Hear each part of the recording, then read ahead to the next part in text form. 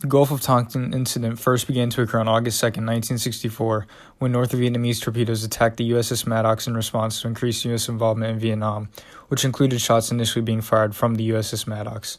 The Maddox ended up destroying one North Vietnamese ship and left the scene with hardly any damage. On August 4th, however, things would change. The USS Maddox, alongside the USS Turner Joy, would be allegedly ambushed by Northern Vietnamese torpedoes. This thing caused President Lyndon Johnson to request power from Congress to give him the authority to send troops whenever he wanted, which passed with no dissension. Later in 2005, however, it had been revealed by multiple communications intercepts that it was unlikely any attack actually happened on August 4th, which led to multiple different perspectives on this incident. The first perspective was that of the veterans of the Vietnam War and the veterans who were actually aboard the ships. The glasses in the collage represent the blurry vision that the U.S. had. There was hardly any visibility out on the sea, which could have been the reasoning that they may have been firing at ghost ships during the second attack. The waves in the collage represent the choppiness that many veterans out on sea that day remembered.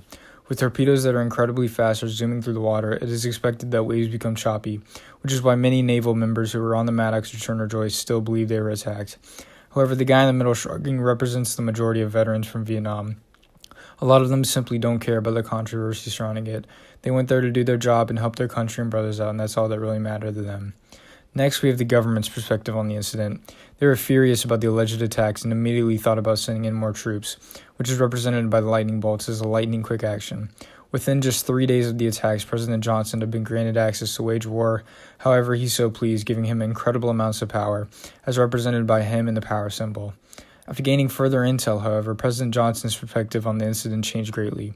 He began to have his doubts, like many others, about the events on August 4th, and even had a rage fit where he claimed that those dumb, stupid sailors were just shooting at flying fish, which is represented by the image of the dead fish. The next perspective in the collage is the public's. At first, they were pretty nonchalant about the whole ordeal and didn't put much effort into caring about the event.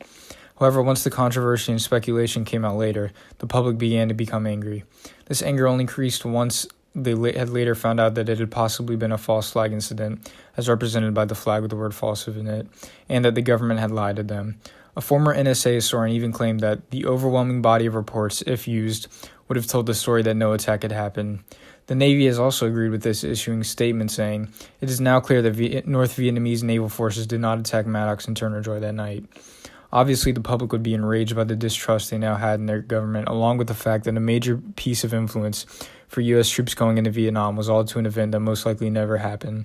The fire in their eyes represents how most people viewed this event, with anger towards their government for the lies they put out. The last perspective I have to share is mine. In my opinion, I first and foremost feel sorry for the amount of loss that the U.S. faced in the Vietnam War. I hope that no other war our country experiences that type of loss. I also have many questions for the U.S. government and why they reacted the way they did, which is represented by the question marks along the border of the collage. It doesn't make any sense to me why they would react so aggressively and so quickly. Why not wait for more knowledge of the attacks to be known? And equally as important, why not be transparent and honest with the public?